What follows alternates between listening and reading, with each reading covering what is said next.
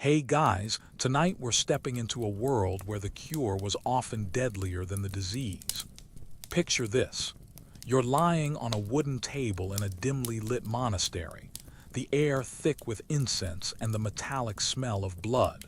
A hooded figure approaches with what looks like a rusty kitchen knife, and you realize with growing horror that this person is about to perform surgery on you. No gloves, no sterilization, no anesthesia, just raw determination and a prayer to whatever saint might be listening. You probably won't survive this, and honestly, that might be a mercy. What if I told you that stepping into a medieval operating room was essentially signing your own death warrant? That the very people meant to heal you were more likely to send you to an early grave than any battlefield wound ever could? So, before you get comfortable, take a moment to like the video and subscribe, but only if you genuinely enjoy what I do here. Drop a comment letting me know where you're watching from and what time it is in your corner of the world. I love seeing how this community spans the globe. Now, dim the lights, maybe turn on a fan for that soft background hum, and let's ease into tonight's journey together. You push open the heavy wooden door of what medieval people optimistically called a house of healing. The first thing that hits you isn't the sight, it's the smell. Imagine the worst public restroom you've ever encountered, multiply that by 10, then add the sweet, cloying scent of rotting flesh, and you're getting close. The monastery infirmary stretches before you, a long stone chamber where shadows dance in the flickering candlelight.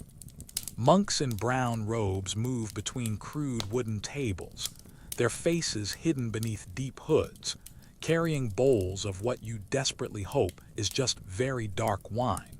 The operating theater is nothing like what you'd expect. There's no gleaming equipment, no sterile surfaces, no bright lights.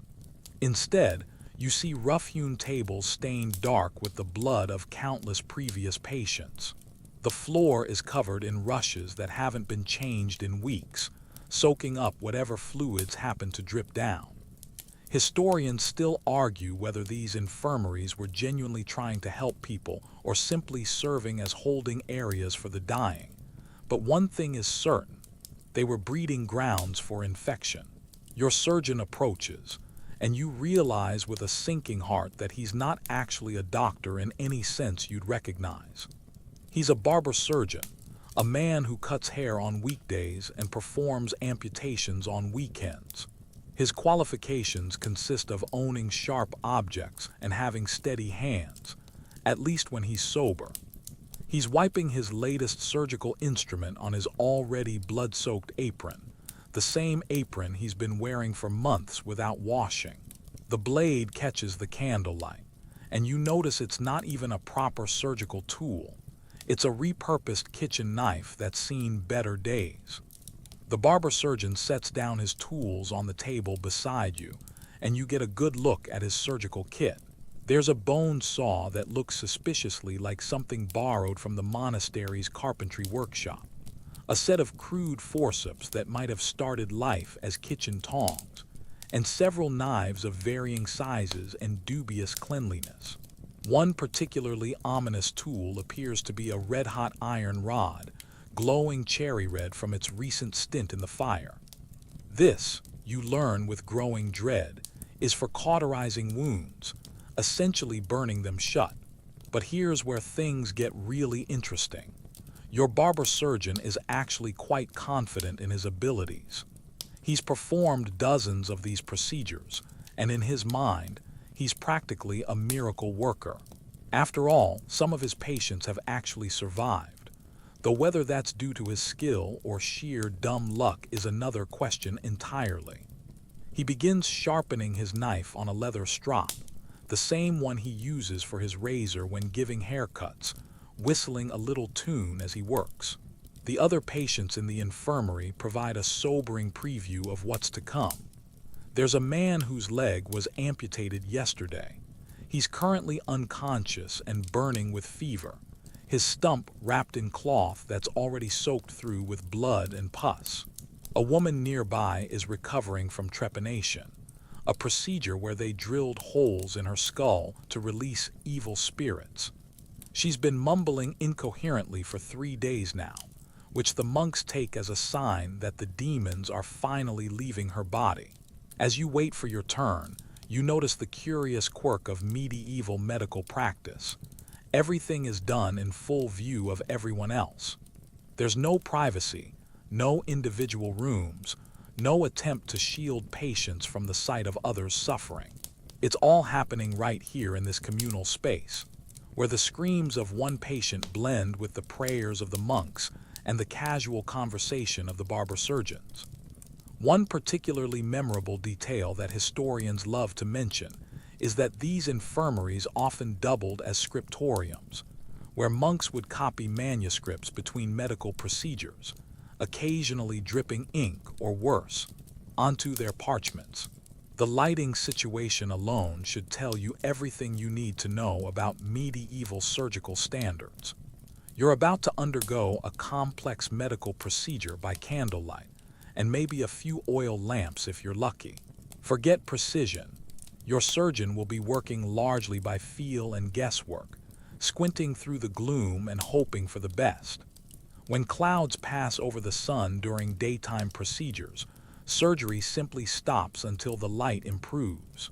Night operations are reserved for absolute emergencies, and the survival rate drops even further into the realm. The moment has arrived, and you're about to discover why medieval surgery was less medical procedure and more endurance test designed by sadists. Your barber surgeon approaches with his freshly sharpened knife, and you ask the obvious question, "What about pain relief?" He looks at you with genuine confusion, as if you've just asked him to perform surgery while juggling flaming torches. Pain relief. That's what leather straps are for. They hand you a thick piece of leather to bite down on, the same piece that dozens of patients before you have chomped through in their agony. It's been cleaned by wiping it on someone's tunic, which is about as sanitary as you'd expect. 2 burly monks position themselves at your shoulders and hips, ready to hold you down when the screaming starts. Because, the screaming will start. Here's the thing about medieval anesthesia. It doesn't exist. Well, that's not entirely true. They do have some options, but calling them anesthesia is like calling a paper airplane a fighter jet. Your best case scenario is a cup of wine mixed with opium poppy extract, assuming the monastery happens to have some on hand, and the monks haven't already drunk the wine. This concoction might take the edge off your pain, roughly the way a band-aid helps with a severed limb. The more adventurous practitioners might offer you a sponge soaked in a mixture of opium, mandrake, and henbane, a combination that's just as likely to kill you as it is to numb the pain. They call it a soporific sponge, and it's held over your nose and mouth until you pass out. The problem is that the line between unconscious and dead is remarkably thin with these medieval cocktails, and your barber surgeon has no way to monitor your vital signs or adjust the dosage. But let's say you're one of the unlucky majority who gets no chemical assistance whatsoever. You're about to experience surgery the way most medieval patients did, fully conscious, fully aware, and fully capable of feeling every cut, every saw stroke, and every moment of the procedure. The human body's response to this level of trauma is predictable. You'll likely pass out from the pain within the first few minutes. Medieval surgeons actually counted on this, timing their procedures around their patients' inevitable loss of consciousness. The monks holding you down have done this countless times before, and they know exactly how you're going to react. First comes the initial shock when the knife breaks your skin. Your body will go rigid, every muscle tensing as your nervous system tries to process what's happening. Then comes the thrashing, the desperate attempt to escape the source of pain.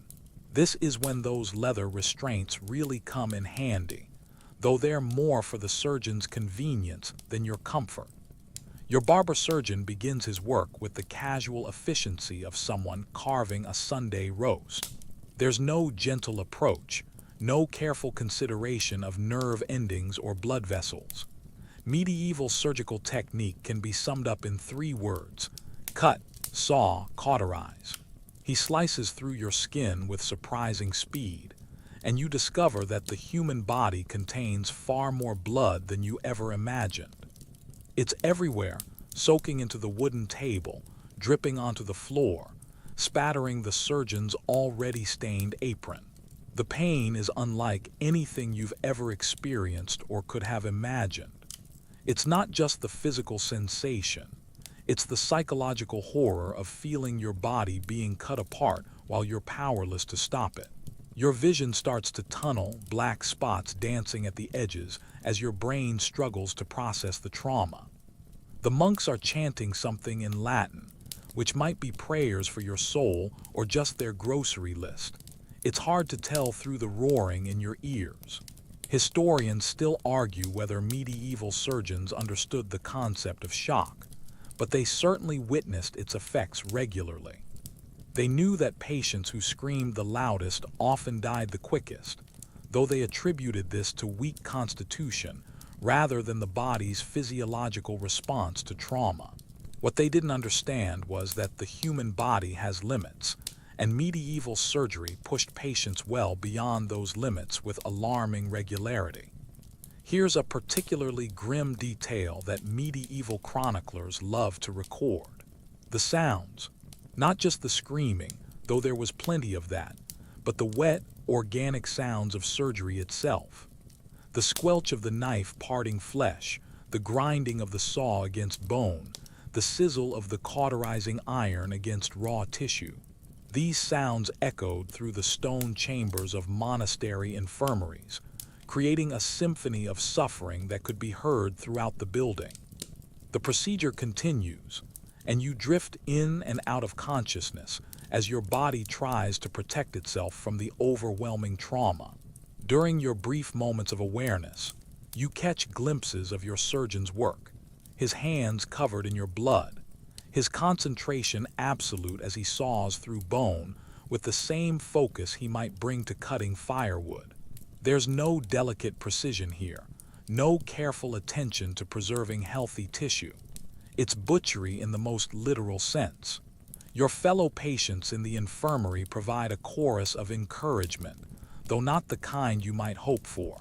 Some are praying loudly for your soul, others are placing bets on whether you'll survive the procedure, and a few are sharing helpful advice like, try not to look down.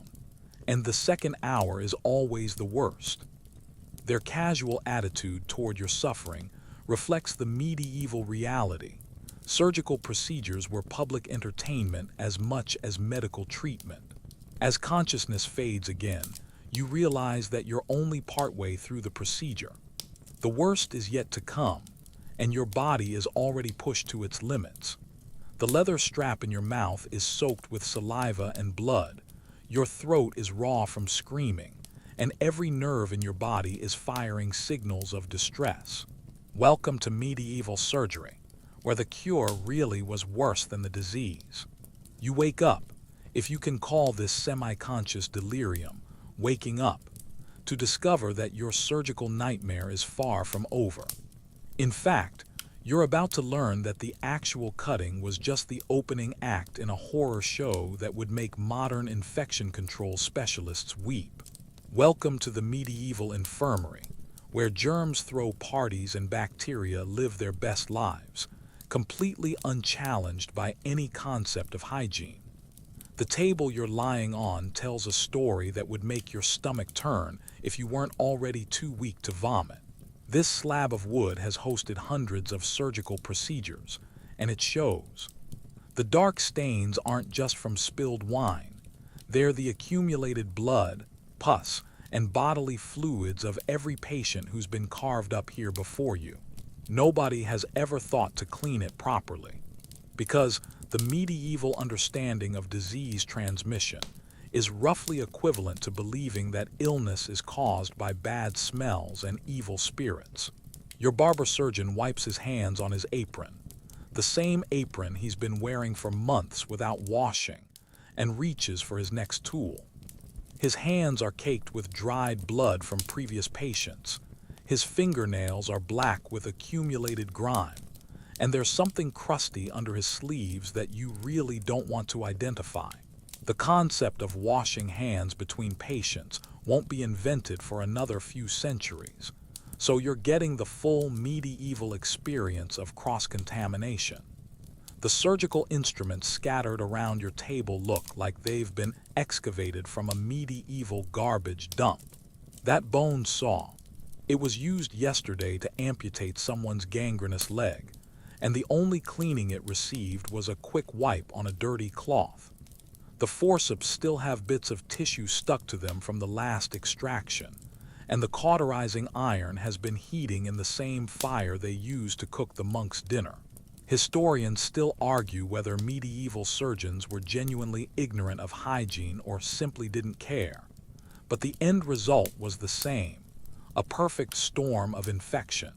The air in the infirmary is thick with more than just incense and candlelight smoke. It's a toxic soup of airborne bacteria, fungal spores, and the exhalations of dozens of sick and dying patients. Every breath you take is loading your lungs with pathogens that your medieval immune system has never encountered. The stone walls are damp with condensation and covered in a film of organic matter that's been accumulating for decades. It's like being inside a giant Petri dish designed to cultivate every possible form of infection. But here's where medieval medicine gets really creative in its approach to killing patients. They actually encourage certain types of contamination. That open wound where they just sawed off your leg, they're going to pack it with cloth that's been sitting in a basket with everyone else's bandages. These strips of linen have been reused countless times, washed in cold water if you're lucky, and stored in conditions that would horrify a modern janitor. The monastery's approach to waste management adds another delightful layer to your infection risk. Human waste, surgical refuse, and kitchen scraps all end up in the same general area behind the building, creating a medieval biohazard that attracts rats, flies, and every other disease-carrying creature in the region. These same flies that feast on the waste pile are now buzzing around your open wound, depositing bacteria with the enthusiasm of tiny, winged grim reapers. Your fellow patients contribute to the infectious atmosphere in ways you're only beginning to appreciate. The man next to you has been running a fever for 3 days, coughing up blood and other substances that spray across the shared space every time he has a fit. The woman across the room is suffering from what appears to be dysentery, and the smell alone suggests that her condition is not improving. Everyone is sharing the same air, the same water, and often the same eating utensils. The water situation deserves special mention in this catalog of medieval medical horrors.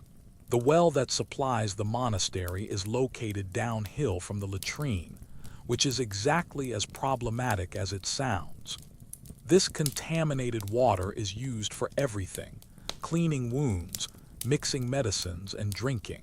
It's teeming with bacteria that cause cholera, typhoid, and a dozen other diseases that medieval people simply accept as part of life's rich tapestry. Here's a particularly charming detail that medieval chroniclers often mentioned: the monastery cats. These felines roam freely through the infirmary, walking across surgical tables, sleeping on patients' beds, and using the corners as litter boxes. While they do help control the rat population, they also serve as four-legged disease vectors, tracking filth from the waste areas directly onto your fresh surgical wounds. The monks who serve as assistants mean well, but their understanding of cleanliness is limited to spiritual purity rather than physical hygiene. They move from patient to patient without changing their robes or washing their hands, spreading infection with the dedication of medieval super spreaders. Their brown habits are stained with the bodily fluids of dozens of patients, creating a walking catalog of every disease currently circulating through the infirmary. The bedding situation would be comical if it weren't so deadly. You're lying on straw that was fresh sometime during the previous season, covered with blankets that have absorbed the sweat, blood, and other emissions of countless previous patients. These textiles are never properly cleaned. At best, they're shaken out and hung in the sun occasionally, which does absolutely nothing to eliminate the thriving bacterial colonies that call them home. As you lie there, feeling the first stirrings of fever as your body begins its doomed fight against the infection already taking hold, you realize that surviving the surgery was just the first challenge. Now you're facing an enemy that medieval medicine not only can't fight, it doesn't even know it exists.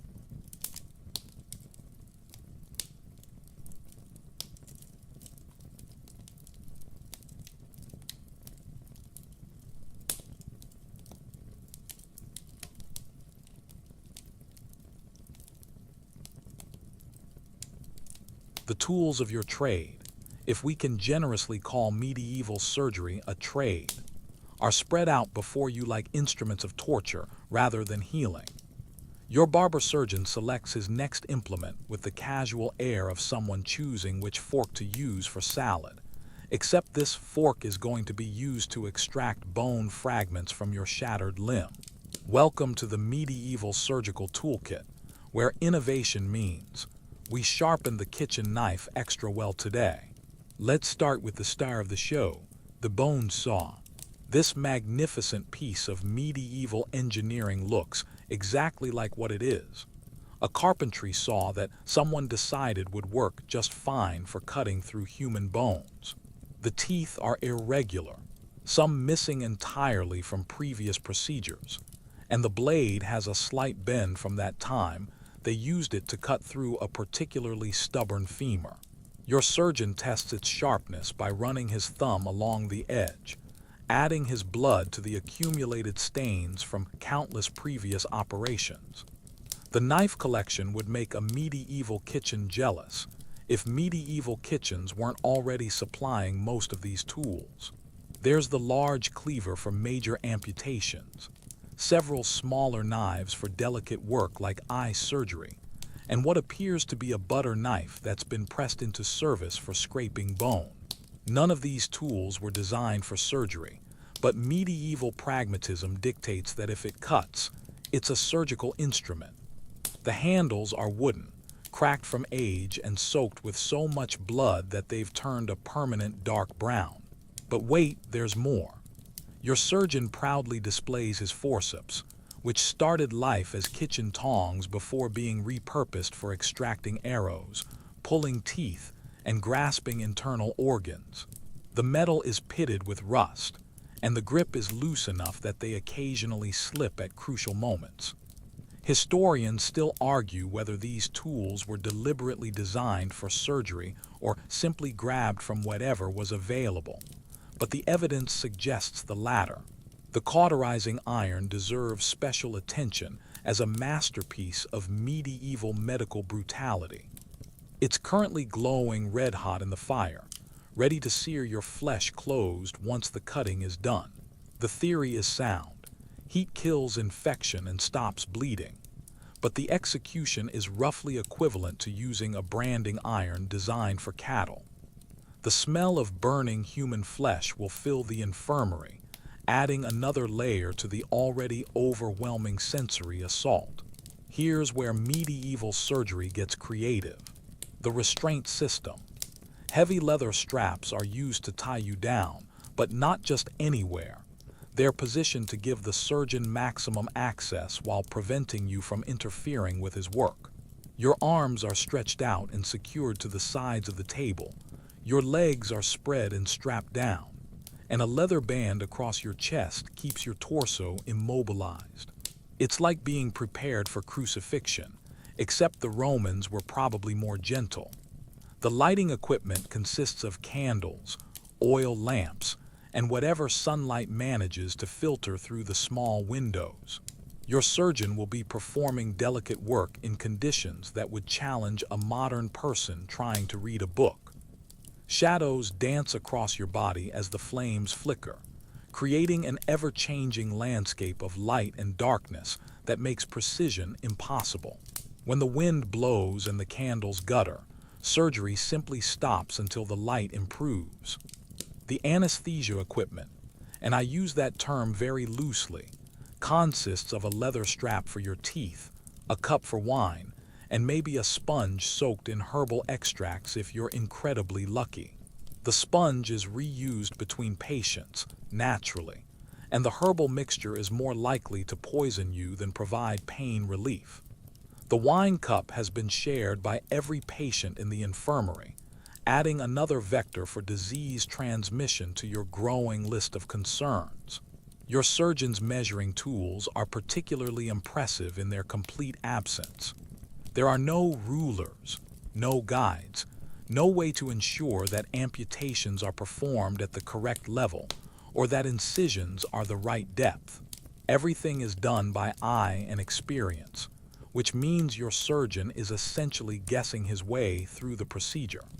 The medieval approach to surgical precision can be summed up as close enough for government work. The drainage system for blood and other fluids is elegantly simple. Gravity and absorbent rushes on the floor.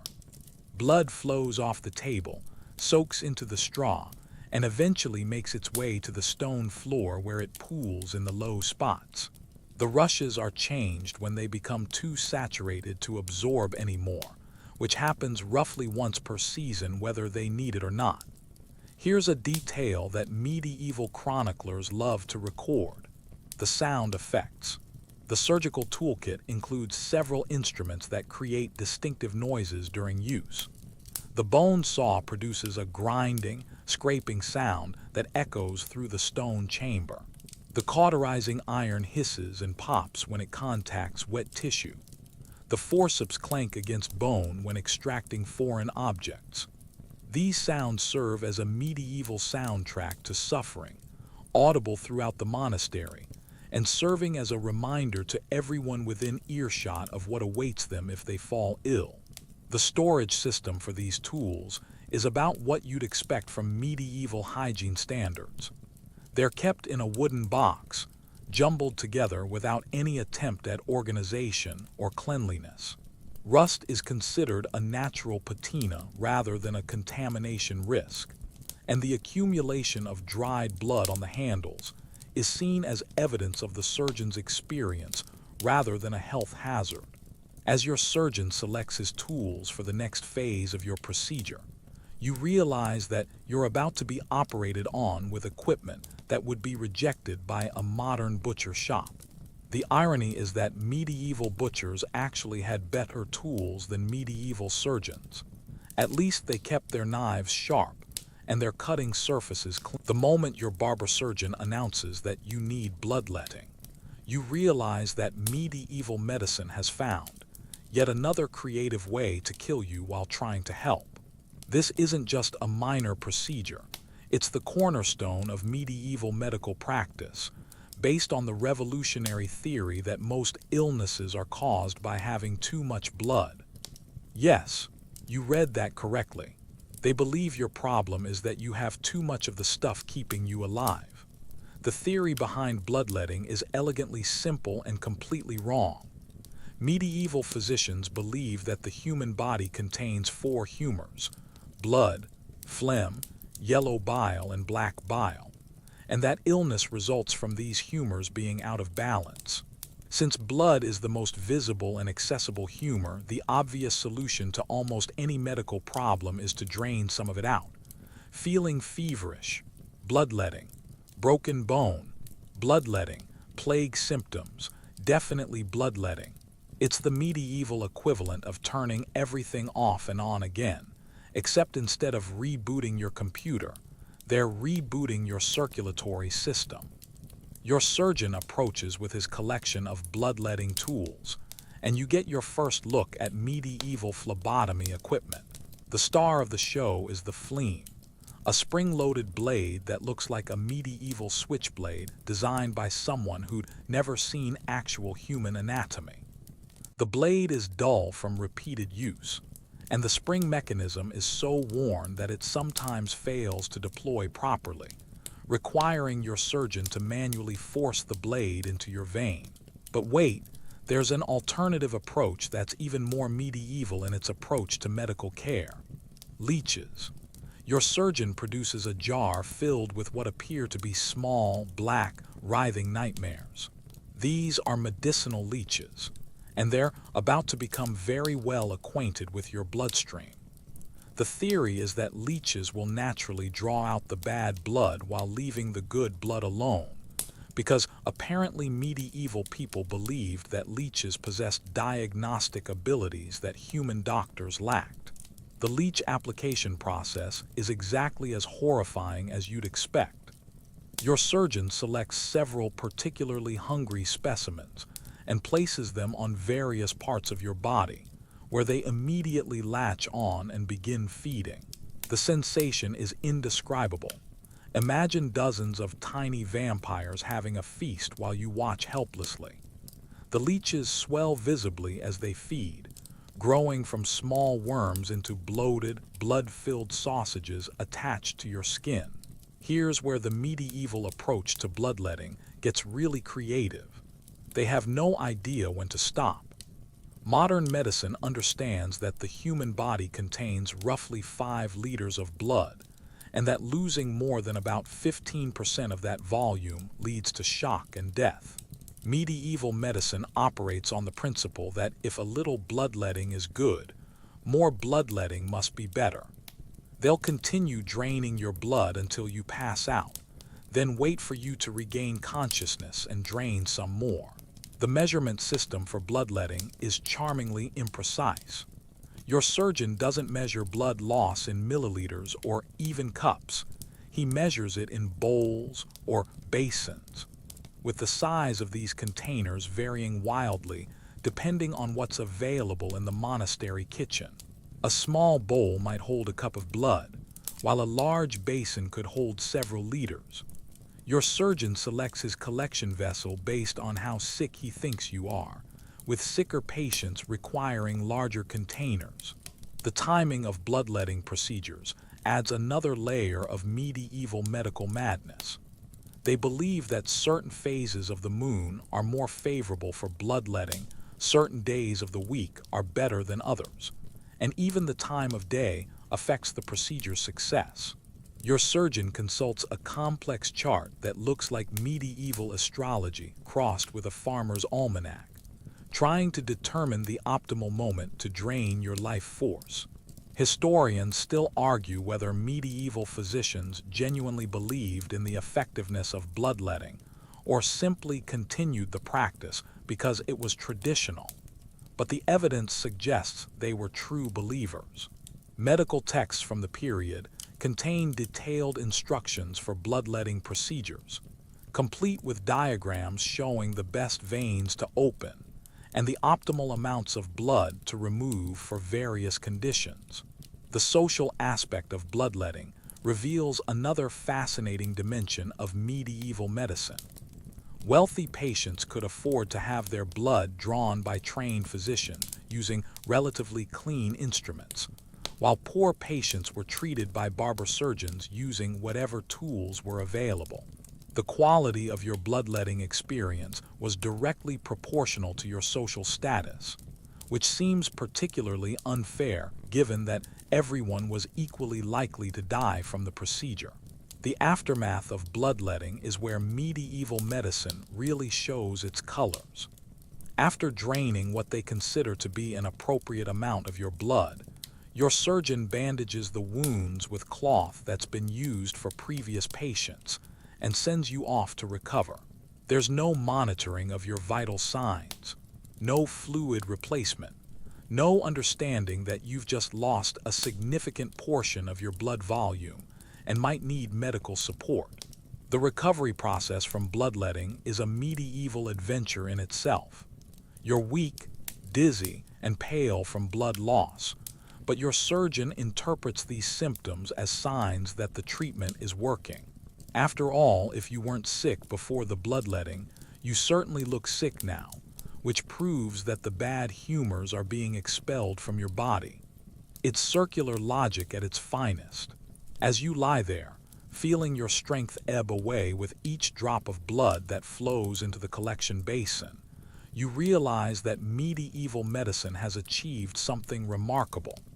They've found a way to make you sick. The words amputation echo through the monastery infirmary like a death sentence, which, let's be honest, it pretty much is. Your barber-surgeon has decided that your infected leg needs to come off, and he's approaching this decision with the same casual confidence he'd use to trim a hedge. Medieval amputation isn't the precise, calculated procedure you might imagine. It's more like medieval lumberjacking, except the tree is attached to your body and screaming. Your surgeon begins by selecting his amputation tools with the enthusiasm of a craftsman choosing his favorite saw. The bone saw gets another inspection, its dull teeth catching the candlelight as he tests the blade's flexibility. He's joined by 2 assistant monks who will serve as your amputation team, though their qualifications consist mainly of having strong stomachs and stronger grips. One of them is sharpening what appears to be a meat cleaver, while the other is heating the cauterizing iron until it glows like a miniature sun. The medieval approach to determining amputation level is refreshingly simple. They cut where it's convenient. There's no careful consideration of muscle groups, nerve pathways, or bone structure. Your surgeon eyeballs your leg, makes a mental note of where the infection seems to end, and adds a few inches for good measure. The goal isn't to preserve function or create a useful stump.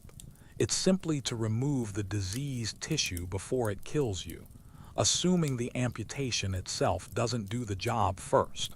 The restraint system for amputation is particularly robust because medieval surgeons have learned from experience that patients tend to object strenuously to having their limbs removed. Heavy leather straps secure you to the table, but they also use a technique called the human vise. Additional monks position themselves to physically hold down your limb while it's being removed.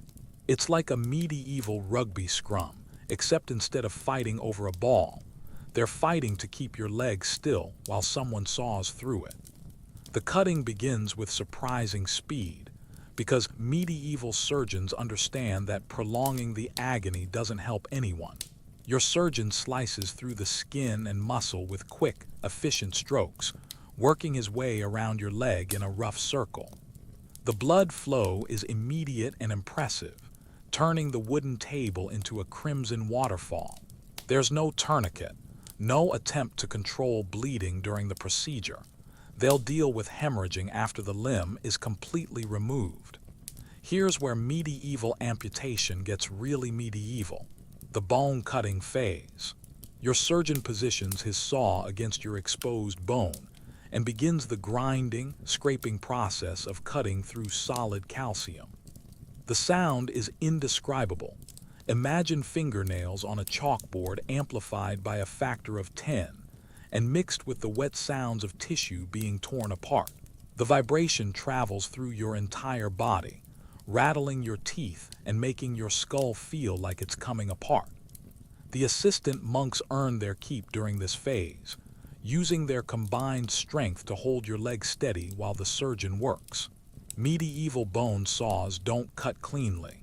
They tear and splinter their way through bone, creating jagged edges that will never heal properly. Your surgeon has to stop periodically to clear bone fragments and tissue from the saw teeth, wiping them on his apron before continuing the gruesome work. Historians still argue whether medieval surgeons understood the concept of surgical shock, but they certainly witnessed its effects during amputations. Most patients pass out within the first few minutes of bone cutting, which the surgeons consider a blessing for everyone involved. They time their procedures around these episodes of unconsciousness, working frantically during the brief periods when their patients can't feel what's happening to them. The final separation of your limb from your body is accomplished with a combination of sawing and twisting that would make a medieval torturer proud. Your surgeon grabs the partially severed leg and uses it as leverage to complete the amputation, twisting and pulling until the remaining tissue tears apart. The severed limb drops to the floor with a wet thud, where it will remain until someone remembers to dispose of it properly. But the amputation isn't over. Now comes the medieval approach to wound closure. Remember that glowing, cauterizing iron. It's about to become intimately acquainted with your fresh stump. Your surgeon lifts the red-hot metal and presses it against the raw tissue, creating clouds of steam and the unmistakable smell of burning flesh. The theory is that the heat will seal the blood vessels and prevent infection, though in practice, it often creates more problems than it solves. The cauterization process is repeated multiple times, with your surgeon methodically burning different sections of the stump until he's satisfied that the bleeding has stopped. The iron hisses and pops as it contacts wet tissue, and each application sends fresh waves of agony through your nervous system. Even unconscious patients often wake up screaming during this phase, requiring the assistant monks to hold them down while the burning continues. The medieval understanding of amputation recovery is charmingly optimistic. Your surgeon genuinely believes that you'll be up and walking around within a few weeks, perhaps with the aid of a wooden peg leg crafted by the monastery's carpenter. The reality is that most amputation patients die from infection, blood loss, or shock within days of the procedure. But medieval medicine maintains an impressive level of confidence in the face of overwhelming evidence to the contrary. The stump dressing consists of whatever clean cloth is available, which isn't much. The bandages are applied directly to the burned tissue and secured with leather straps that will remain in place for weeks. There's no understanding of the need for regular dressing changes or wound monitoring. Once the bandages are applied, they stay put until the monastery bells are ringing, but not for prayer. They're signaling that it's time for the most ambitious procedure in medieval surgery, trepanation. Your barber-surgeon has decided that your persistent headaches are caused by evil spirits trapped inside your skull, and the solution is elegantly simple. Drill a hole in your head to let them out. Welcome to medieval neurosurgery, where the treatment is literally more mind-blowing than the disease. Your surgeon approaches with what can only be described as medieval power tools, a collection of drills, awls, and boring instruments that look like they were borrowed from the monastery's carpentry workshop. The star of the show is the trepan itself, a circular saw with teeth designed to cut through bone. It's operated by hand, requiring your surgeon to apply steady pressure while rotating the device, essentially turning your skull into a medieval woodworking project. The patient preparation for trepanation reveals medieval medicine's unique approach to brain surgery. Your head is shaved with the same razor your surgeon uses for haircuts, creating a patchwork of nicks and cuts that immediately begin bleeding.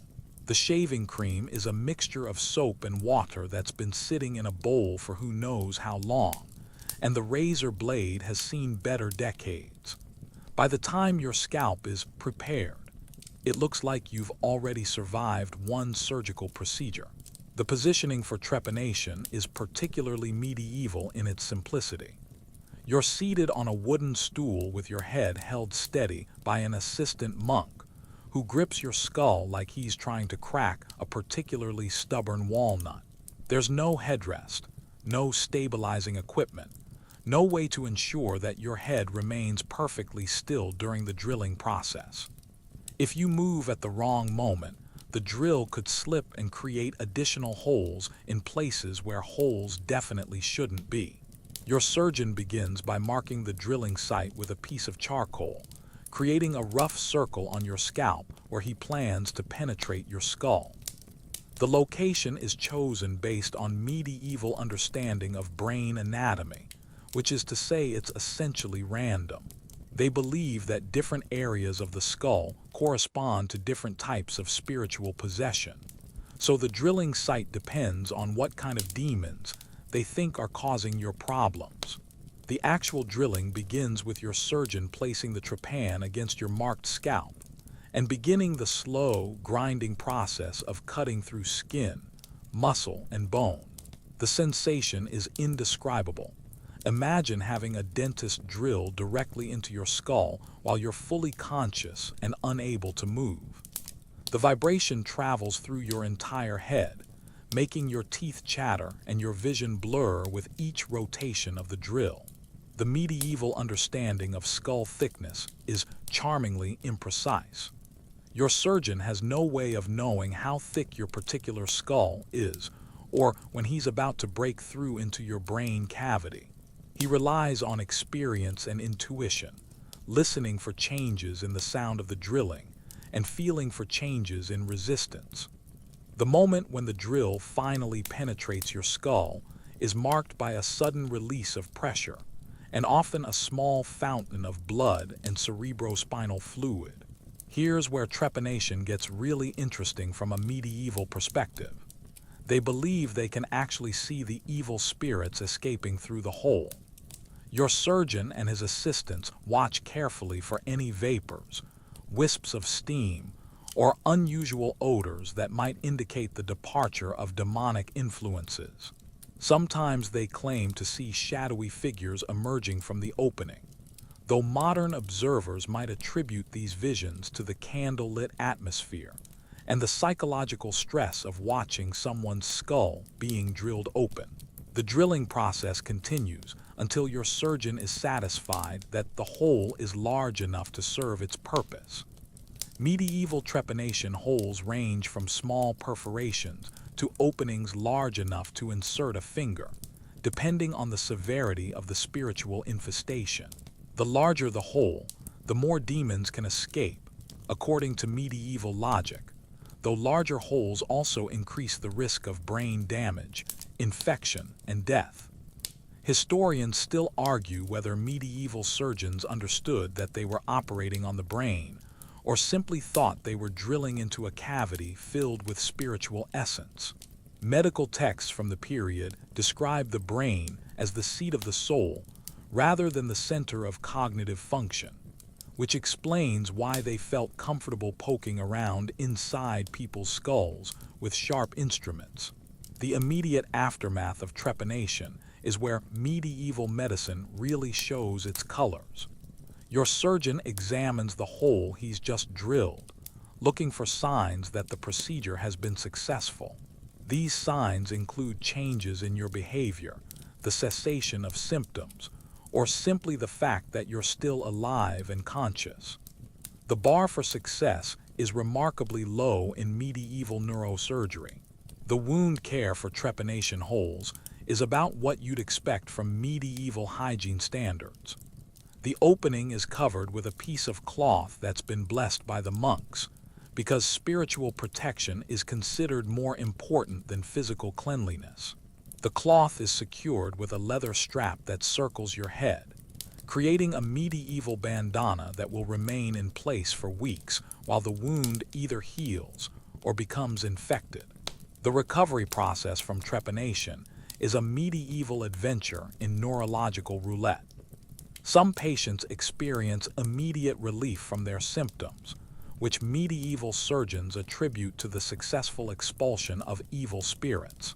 Others develop new symptoms, including seizures, personality changes, and cognitive impairment, which are explained as the brain adjusting to its newly liberated state. The social implications of surviving trepanation are particularly interesting in medieval society. Patients who recover from the procedure are often considered blessed or spiritually purified, having literally had their demons removed.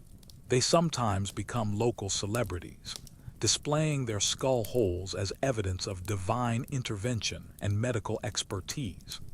As you sit there with a hole in your head, feeling the cool monastery air circulating through your skull cavity, you realize that medieval neurosurgery has achieved something remarkable.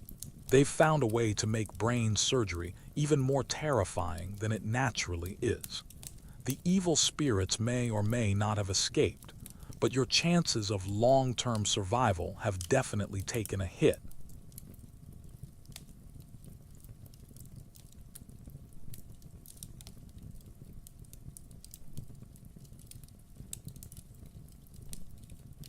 The sound of approaching hoofbeats and clashing metal signals that your surgical nightmare is about to get a battlefield upgrade. Medieval warfare has produced a fresh crop of wounded soldiers, and you're about to witness battlefield medicine in all its improvised, desperate glory. Welcome to medieval trauma surgery, where the operating room is a muddy field, the anesthesia is a stick to bite down on, and the survival rate makes regular monastery surgery look like a luxury spa treatment. Your barber-surgeon has been conscripted to serve as a battlefield medic, which means he's trading his relatively clean monastery infirmary for a blood-soaked tent pitched behind the front lines. The surgical equipment gets packed into a leather satchel that's seen more battles than most soldiers, and you're about to discover that medieval field surgery makes monastery procedures look positively sophisticated by comparison. The battlefield operating theater is a canvas tent that's been hastily erected wherever the ground is relatively flat and not currently under enemy fire. The surgical table is a wooden door balanced on two barrels, and the lighting consists of whatever torches can be kept burning despite the wind and rain. The floor is packed earth that quickly turns to mud as blood, rainwater, and other fluids create a medieval slip-and-slide of biological hazards. The patient triage system on medieval battlefields is refreshingly straightforward. If you can walk, you're fine. If you can't walk but you're still conscious, you might be worth treating. If you're unconscious, you get moved to the probably going to die pile and receive attention only if everyone else has been treated. It's medical efficiency driven by pure necessity, and it works about as well as you'd expect. Your first battlefield patient arrives with an arrow protruding from his shoulder, and you quickly learn that medieval arrow extraction is more art than science. The problem isn't just removing the arrow, it's removing it without pushing the arrowhead deeper into the body, or leaving fragments behind that will cause infection. Your surgeon examines the wound with the confidence of someone who's done this dozens of times, though his success rate remains diplomatically unmentioned. The arrow extraction process begins with your surgeon grasping the shaft and testing how firmly it's embedded. Medieval arrows are designed to be difficult to remove, with barbed heads that catch on tissue and bone. The standard technique involves cutting down around the arrow shaft to expose more of the head, then using forceps to grip the metal and pull it straight out. The theory is sound, but the execution often results in more tissue damage than the original wound. Here's where battlefield surgery gets really creative. The push-through method. If the arrow is too deeply embedded to extract safely, your surgeon simply pushes it all the way through the body and out the other side. This technique works surprisingly well for arrows in arms and legs, though it's considerably more problematic for arrows in the torso. The patient's screams provide real-time feedback about the procedure's progress. The wound cleaning process on battlefields is limited by available resources, which is to say it's almost non-existent. Your surgeon rinses the wound with whatever water is available, often from the same source the horses drink from, and maybe splashes some wine on it if supplies permit. The medieval understanding of battlefield hygiene is that any cleaning is better than no cleaning. though the water they're using is often dirtier than the wound itself. Battlefield amputation represents medieval surgery at its most pragmatic. When a limb is too damaged to save, your surgeon doesn't waste time with careful consideration or patient consultation. He simply cuts it off as quickly as possible and moves on to the next casualty. The amputation tools are the same ones used in monastery surgery, but the technique is streamlined for speed rather than precision. The cauterization process on battlefields takes on an almost industrial efficiency. Your surgeon keeps multiple irons heating in a brazier, allowing him to seal wounds rapidly without waiting for tools to reheat. The smell of burning flesh mingles with the smoke from the campfires and the general odor of unwashed soldiers, creating an olfactory experience that would challenge even medieval sensibilities. Historians still argue whether battlefield surgeons were more or less skilled than their monastery counterparts, but the evidence suggests they were simply more experienced with trauma.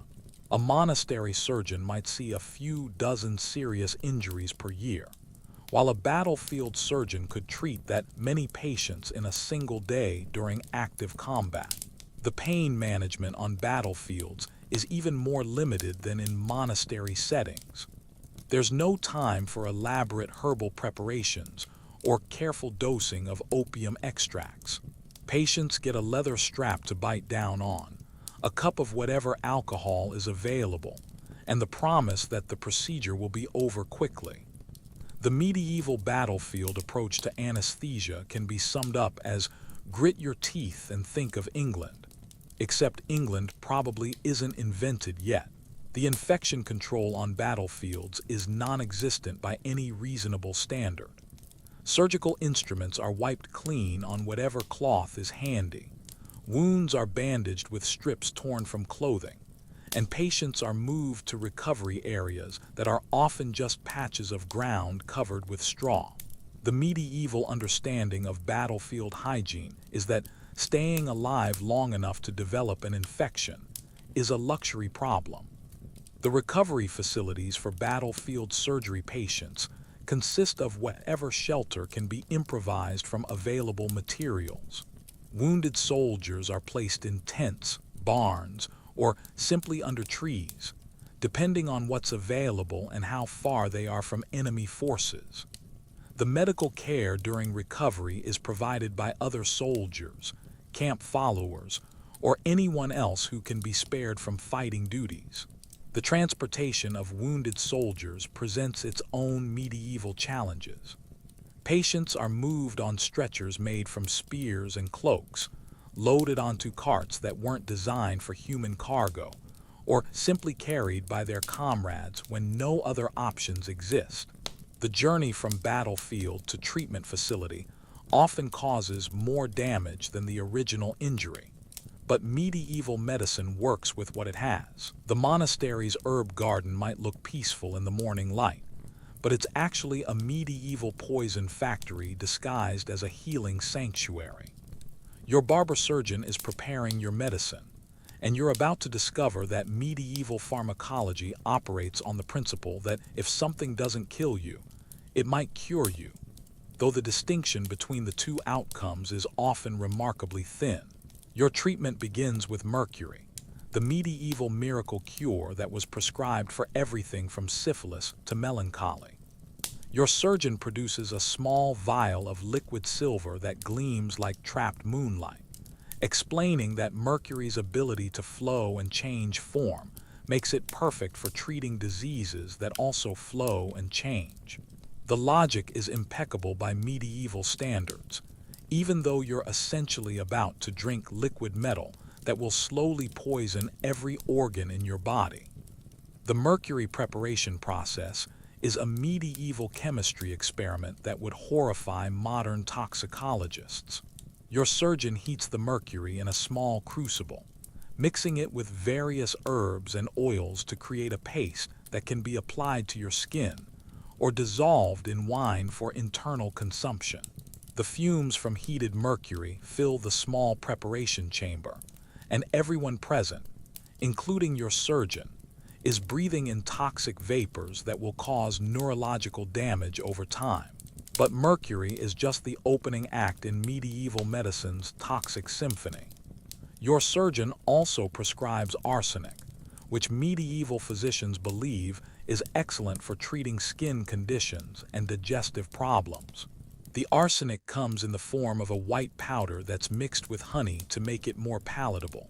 Though palatable is a relative term when you're talking about consuming one of the most potent poisons known to humanity. The arsenic dosing protocol reveals medieval medicine's cavalier approach to toxicology. Your surgeon doesn't measure doses in milligrams or even grams. He measures them in pinches and dashes, using his fingers to estimate how much poison you can tolerate without dying immediately. The goal is to give you enough arsenic to kill whatever disease you're suffering from, while hopefully not giving you enough to kill you in the process. Here's where medieval pharmacology gets really creative. Combination therapy. Your surgeon doesn't just prescribe one poison at a time.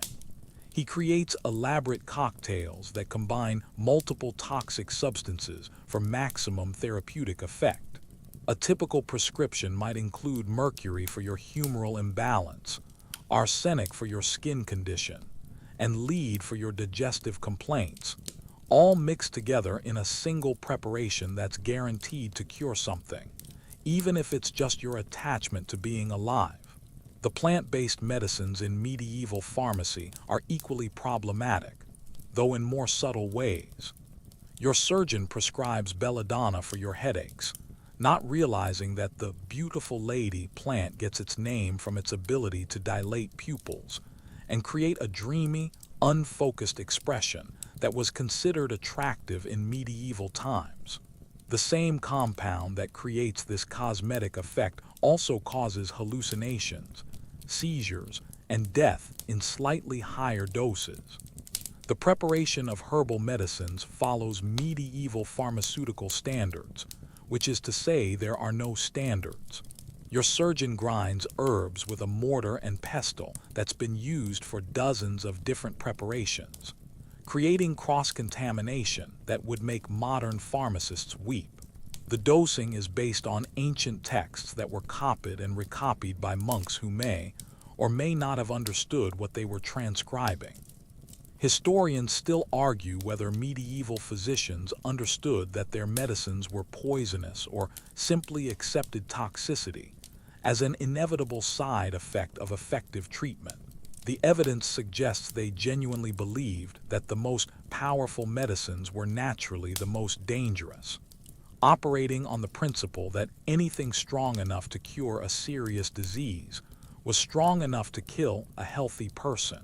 The quality control for medieval medicines is about what you'd expect from an era that hasn't invented the concept of standardization.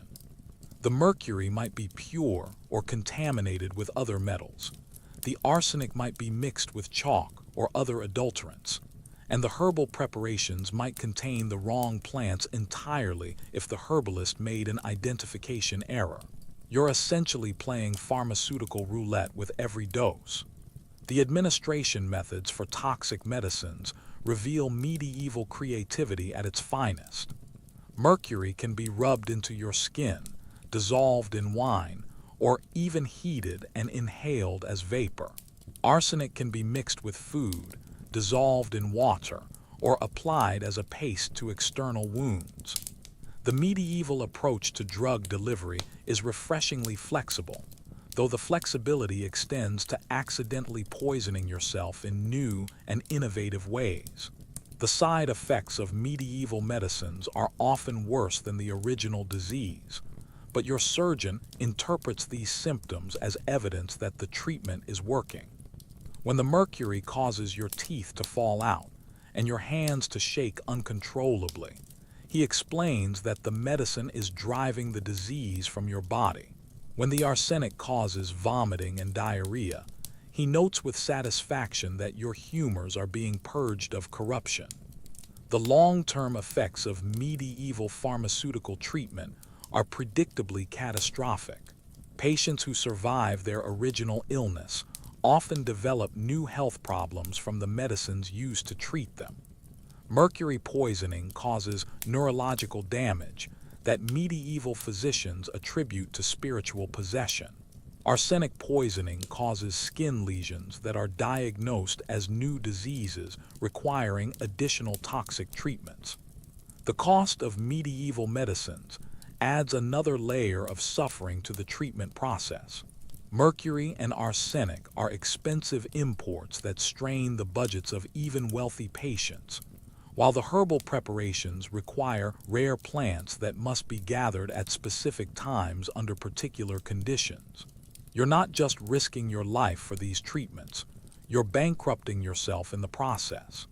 The storage and preservation of medieval medicines is handled with the same attention to detail that characterizes the rest of medieval pharmacy. Toxic compounds are kept in unmarked containers. Herbal preparations are stored in damp conditions that promote mold growth, and different medicines are often mixed together accidentally when containers are confused or mislabeled. As you swallow your daily dose of mercury, the monastery bells toll midnight, but sleep won't come. Not when the Almighty Himself has apparently taken a personal interest in your medical case. Your barber-surgeon has decided that your persistent illness is clearly a matter of spiritual warfare, and he's calling in the big guns. Medieval religious medicine. Welcome to the intersection of surgery and salvation, where your treatment plan includes equal parts scalpel work and exorcism. Your surgeon is joined by Brother Augustine, the monastery's specialist in spiritual healing, who arrives carrying a leather satchel filled with holy relics, blessed oils, and what appears to be a small hammer designed for percussive prayer therapy. The medical consultation begins with a thorough examination of your soul rather than your body, because medieval medicine understands that physical symptoms are often just manifestations of spiritual problems. The diagnostic process for religious medical intervention is fascinatingly complex. Brother Augustine examines your urine not for signs of infection or disease, but for evidence of demonic influence. He holds the sample up to the candlelight, looking for unusual colors, strange odors, or supernatural movements that might indicate the presence of evil spirits. Your urine's failure to glow, levitate, or speak in tongues is noted as a positive sign, though not necessarily conclusive.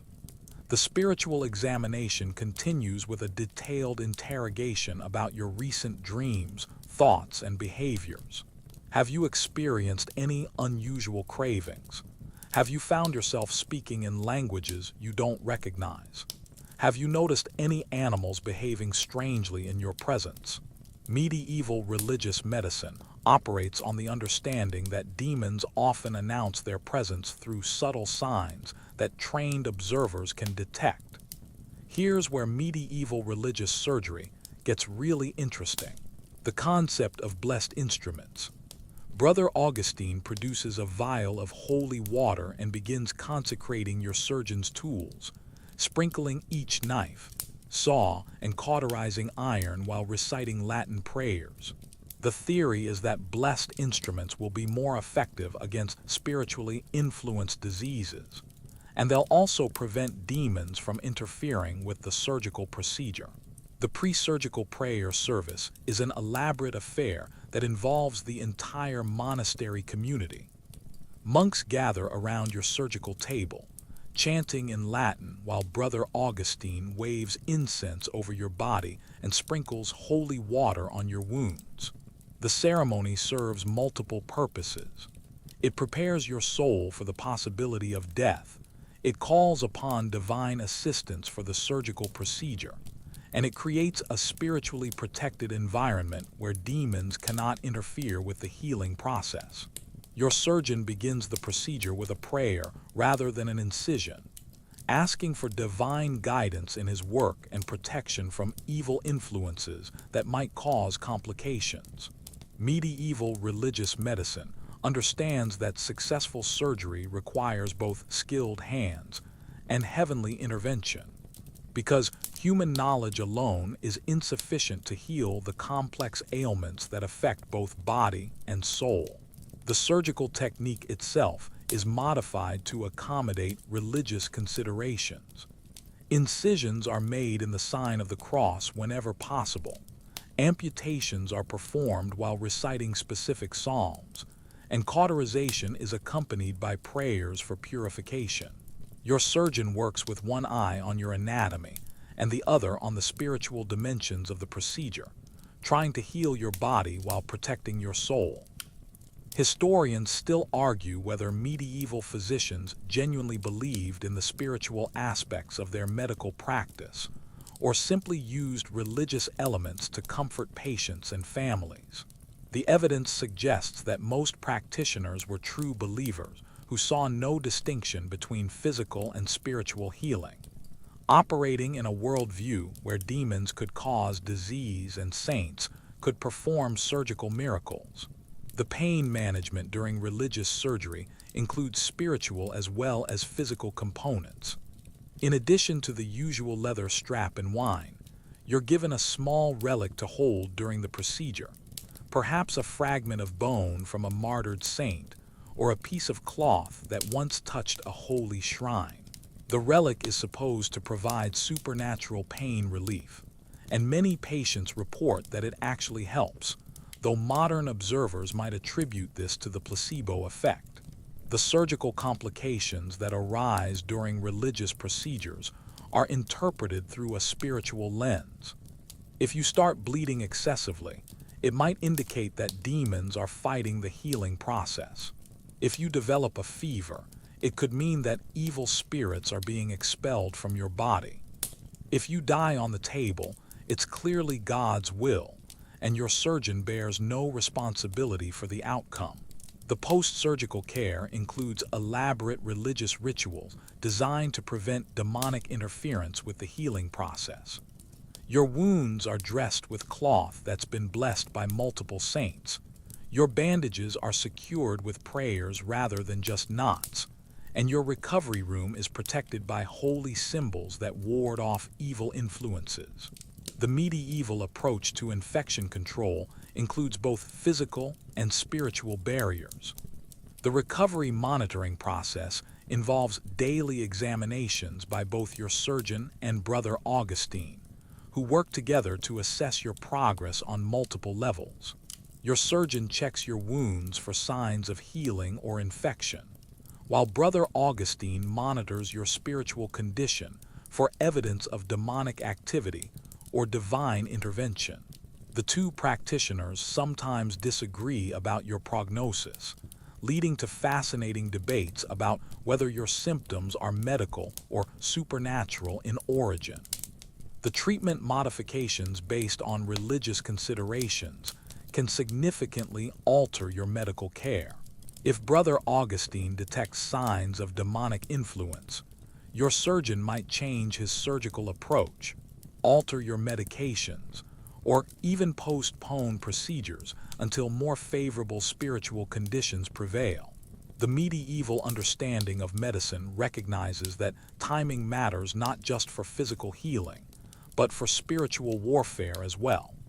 The family involvement in religious medical procedures adds another dimension to your treatment experience. Your relatives are encouraged to pray continuously during your surgery, to make offerings to appropriate saints, and to confess any sins that might be contributing to your illness. Medieval medicine understands that disease often affects entire families, and healing requires community participation, as well as individual treatment. As you lie there with blessed bandages covering your surgically treated wounds, listening to the monks chant prayers for your recovery, while Brother Augustine examines your urine for signs of supernatural improvement, you realize that medieval religious medicine has achieved something remarkable. They've found a way to make medical treatment even more complicated by adding an entire additional layer of spiritual considerations to an already challenging healing process.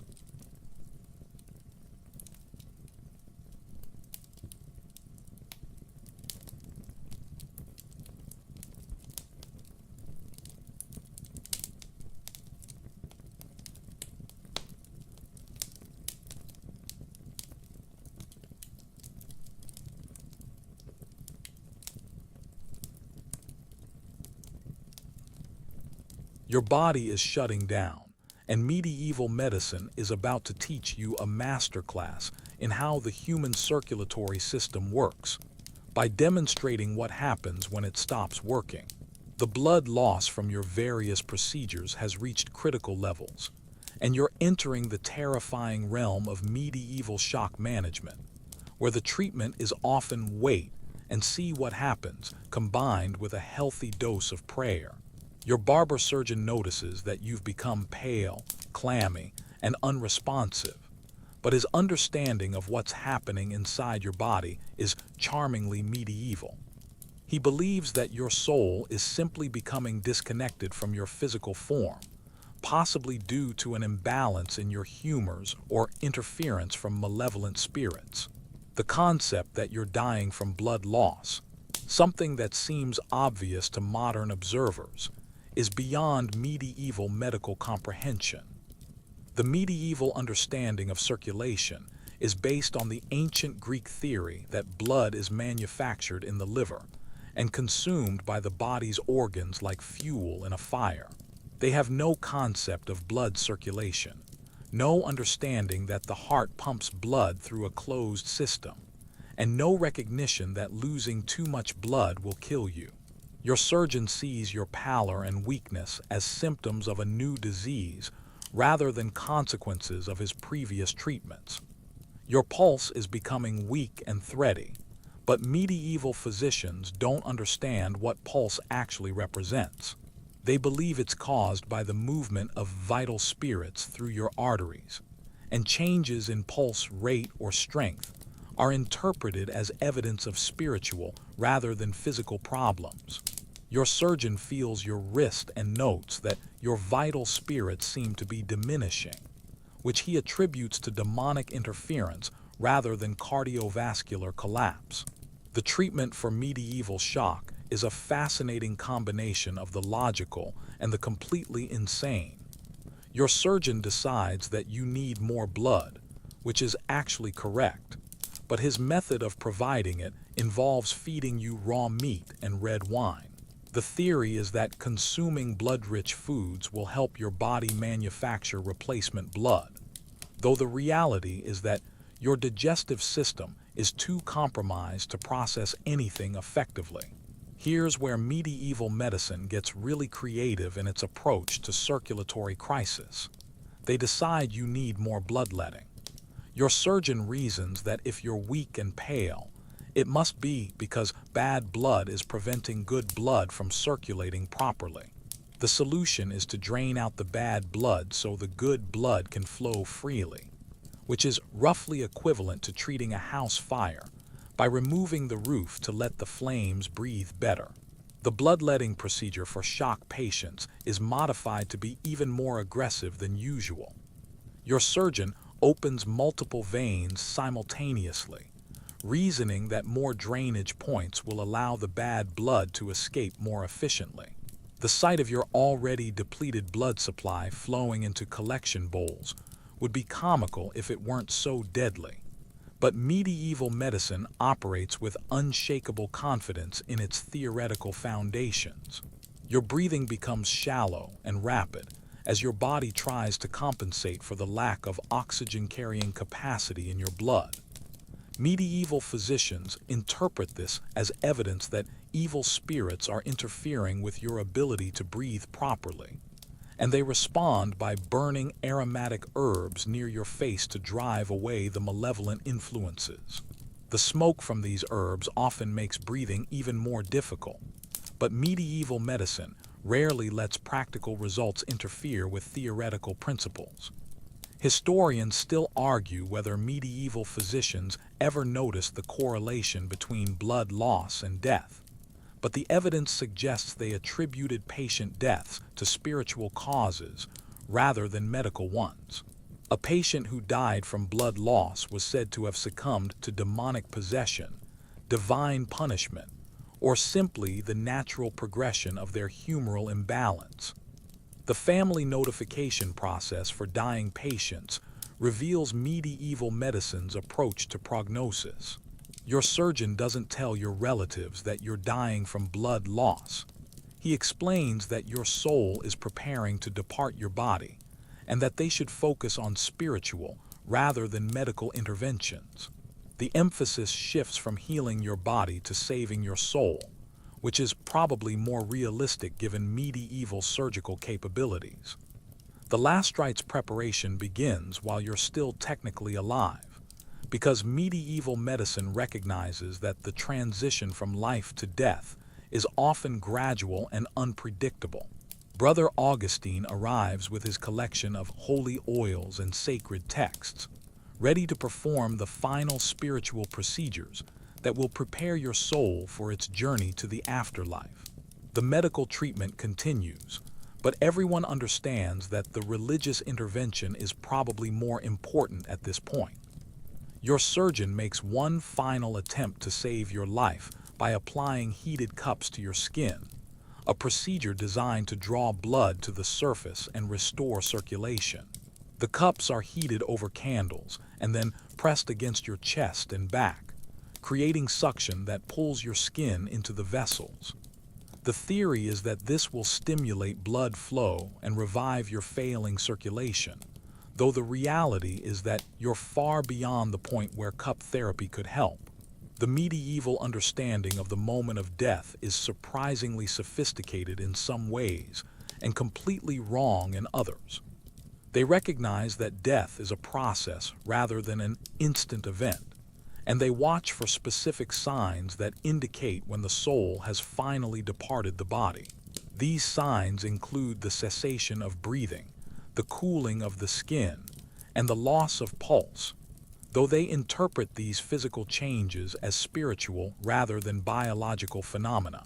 The post-mortem examination, if one is performed, focuses on spiritual rather than medical questions. Your surgeon might open your body to look for evidence of demonic possession or divine intervention, but he won't examine your organs for signs of disease or trauma. The medieval autopsy is more exorcism than medical investigation, designed to understand what spiritual forces caused your death rather than what physical processes led to your demise. The record keeping for your case will focus on the spiritual dimensions of your illness and treatment rather than the medical details.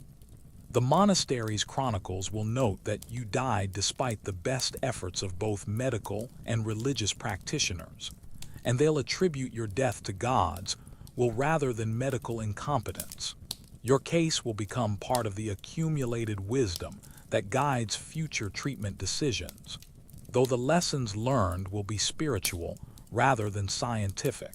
As your vision fades and your consciousness slips away, the last thing you hear is Brother Augustine reciting prayers for the dead, while your surgeon continues his futile attempts to restore your circulation through bloodletting and cup therapy.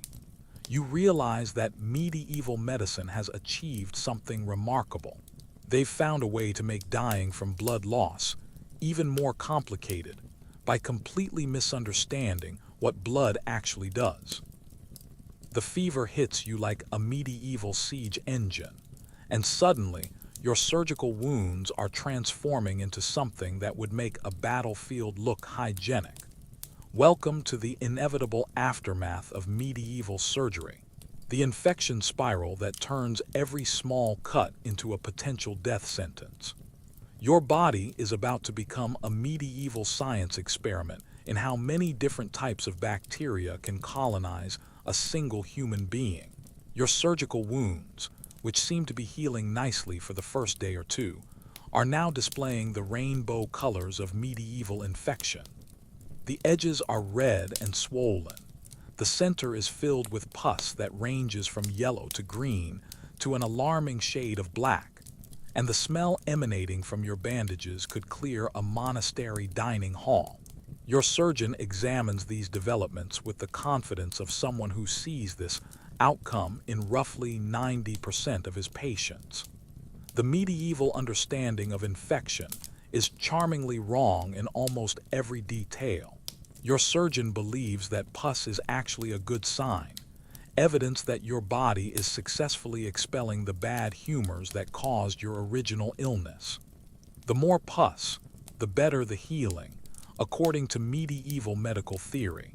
The fact that you're simultaneously developing a raging fever, delirium, and the kind of smell that attracts vultures is simply proof that the treatment is working as intended. The progression of your infection follows a predictable medieval pattern that your surgeon has witnessed countless times. First comes the local inflammation around the wound site, which he treats by applying more of the same contaminated bandages that caused the problem in the first place. Then comes the red streaking up your arm or leg as the infection spreads through your lymphatic system, which medieval medicine interprets as evil spirits traveling through your body. Your fever climbs steadily as your immune system mounts its doomed defense against the bacterial invasion. Medieval physicians understand that fever is associated with serious illness, but they believe it's caused by an excess of hot humors rather than your body's attempt to fight infection. The treatment for fever involves cooling remedies like cold water baths and bloodletting, both of which further compromise your already weakened immune system. Here's where medieval infection management gets really medieval. They decide to help the pus drain by enlarging your wounds.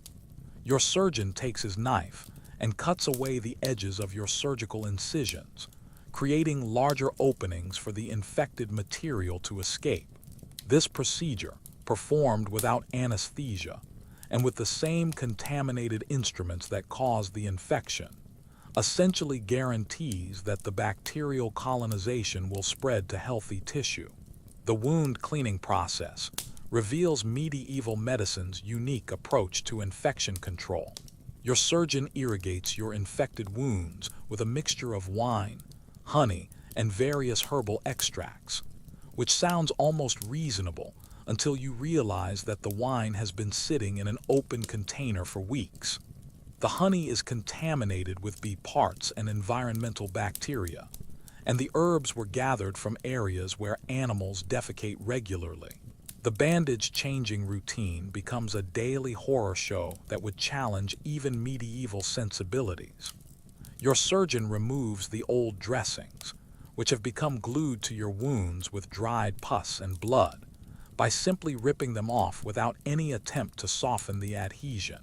The fresh bandages are applied directly to the infected tissue, ensuring that tomorrow's dressing change will be equally traumatic. Historians still argue whether medieval physicians understood that their treatment methods were making infections worse, but the evidence suggests they genuinely believed they were helping. Medical texts from the period contain detailed instructions for managing infected wounds, complete with recipes for poultices and ointments that would horrify modern microbiologists. The systemic effects of your spreading infection create new symptoms that medieval medicine treats as separate diseases. When you develop rigors and shaking chills, your surgeon diagnoses you with a fever demon and prescribes additional bloodletting. When you become delirious and start hallucinating, he concludes that evil spirits have invaded your brain and calls for Brother Augustine to perform an exorcism.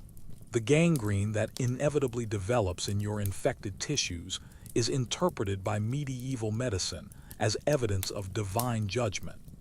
The blackened, necrotic flesh is seen as a sign that God is punishing you for some spiritual failing, and the treatment focuses on prayer and penance rather than surgical debridement. Your surgeon might eventually amputate the gangrenous tissue, but only after it's clear that the rot has spread beyond any hope of salvation. The sepsis that develops as bacteria enter your bloodstream creates a cascade of symptoms that medieval medicine treats as a collection of unrelated ailments. Your rapid heartbeat is attributed to spiritual agitation. Your low blood pressure is explained as a loss of vital spirits, and your confusion is diagnosed as demonic possession. Each symptom receives its own treatment, creating a complex regimen of interventions that work against each other. The medieval approach to pain management during the infection phase is particularly creative, since they believe that pain is evidence of spiritual warfare between good and evil forces in your body.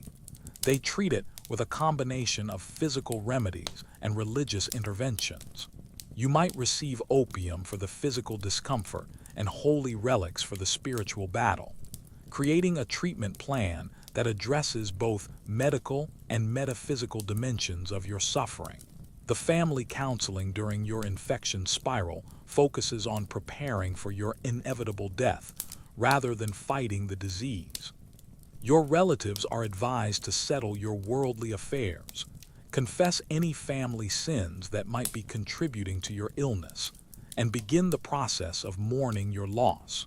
Medieval medicine recognizes that most patients with serious infections don't survive, though they attribute this to spiritual rather than medical causes. The progression toward septic shock is interpreted by medieval physicians as the final battle between your soul and the demonic forces that have invaded your body. Your declining consciousness is seen as evidence that your spirit is withdrawing from the physical world, and your falling blood pressure is explained as the departure of your vital essence. The medical interventions continue, but everyone understands that the outcome is now in God's hands. The terminal phase of your infection is marked by a shift from active treatment to spiritual preparation. Your surgeon continues to clean and dress your wounds, but Brother Augustine takes over as the primary caregiver, focusing on saving your soul rather than your body. The medical procedures become ritualistic rather than therapeutic, performed more for the comfort of your family than for any realistic hope of recovery. As you drift in and out of consciousness, your body consumed by an infection that medieval medicine not only failed to prevent but actively encouraged through contaminated instruments and unsanitary practices. You realize that medieval surgery has achieved something remarkable. They've found a way to make infection even deadlier by treating it with methods that guarantee its spread throughout your entire body.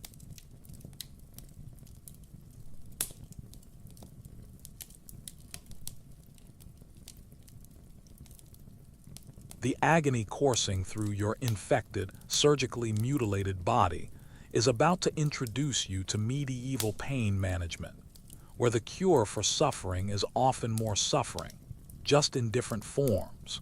Your barber-surgeon approaches with his collection of pain remedies, and you're about to discover that medieval anesthesia makes modern dental work feel like a spa treatment. Your surgeon begins by offering you the premium pain relief option, a cup of wine mixed with crushed poppy seeds. This medieval cocktail represents the cutting edge of pharmaceutical technology, assuming you can overlook the fact that the wine has been sitting in an open container for weeks, and the poppy seeds were ground with the same mortar and pestle used for preparing mercury compounds. The alcohol content might take the edge off your pain, but the bacterial contamination will add exciting new dimensions to your infection. The opium preparation process reveals medieval pharmacy at its most optimistic. Your surgeon has no idea how much active ingredient is in his poppy seed mixture, no understanding of proper dosing, and no way to predict whether you'll experience pain relief, hallucinations, respiratory depression, or death. Medieval pain management operates on the principle that if a little opium is good, more opium must be better, right up until the point where you stop breathing entirely. But opium is expensive and not always available, So your surgeon has backup options that showcase medieval creativity in the field of suffering reduction. There's the leather strap for your teeth, which has been gnawed by dozens of previous patients and carries the accumulated bacteria of everyone who's bitten down on it during surgery. There's also the wooden stick option, which offers the advantage of being renewable but the disadvantage of splintering in your mouth when you bite down too hard. Here's where medieval pain management gets really innovative. Distraction therapy. Your surgeon believes that focusing your mind on other sensations will reduce your awareness of surgical pain, so he arranges for assistants to pinch, slap, and poke other parts of your body while he works on your wounds. The theory is that your brain can only process so much pain at once, so overwhelming it with multiple sources of discomfort will somehow make the experience more tolerable. The herbal pain remedies available in medieval monasteries read like a catalog of things you definitely shouldn't put in your body. There's henbane, which can provide pain relief, but also causes hallucinations, seizures, and death. There's mandrake, which medieval physicians believe is most effective when harvested by having a dog pull it from the ground, while the harvester covers his ears to avoid hearing the plant's deadly scream. There's also willow bark, which actually contains compounds similar to modern aspirin, though medieval preparation methods ensure that you'll get a random dose mixed with bark beetles and fungal contamination. The application methods for medieval pain remedies showcase the era's flexible approach to drug delivery. Herbal preparations can be swallowed, applied to the skin, inserted into body cavities, or burned and inhaled as smoke. Your surgeon selects the delivery method based on medieval pharmaceutical theory, which holds that medicine should enter the body through the same route that the disease used to invade it. Historians still argue whether medieval physicians understood the difference between pain relief and unconsciousness, but the evidence suggests they considered both outcomes equally successful. A patient who passed out from pain medication was simply experiencing very effective treatment, even if they never woke up again. Medieval medicine operates with a remarkably high tolerance for what modern practitioners would consider catastrophic side effects. The timing of pain medication administration reveals medieval medicine's unique approach to patient comfort. Rather than providing continuous pain relief, your surgeon gives you medication only when your screaming becomes loud enough to disturb the monastery's prayer services. The goal isn't to eliminate your suffering, it's to manage it at a socially acceptable level that doesn't interfere with religious activities. The psychological aspects of medieval pain management include a heavy emphasis on spiritual preparation for suffering. Brother Augustine explains that your pain is a form of purgatory that will cleanse your soul of sin, making your earthly suffering a valuable investment in your eternal salvation. This spiritual framework is supposed to help you endure physical agony by giving it religious meaning, though the effectiveness of this approach varies considerably among patients.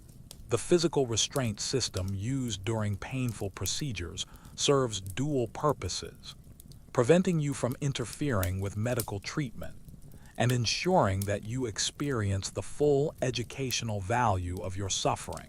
Medieval medicine believes that pain teaches important lessons about mortality, humility, and dependence on divine mercy.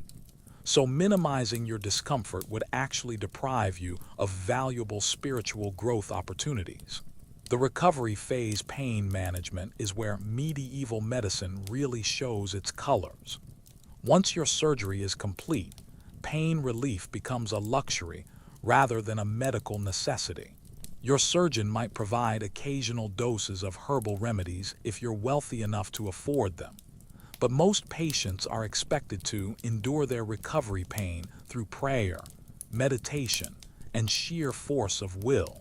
The chronic pain that inevitably develops from medieval surgical procedures is treated as a permanent condition that patients must learn to live with. There's no concept of rehabilitation, no understanding of nerve damage, and no recognition that surgical trauma can create long-term pain syndromes. Medieval medicine's approach to chronic pain can be summarized as offer it up to God and try not to complain too loudly.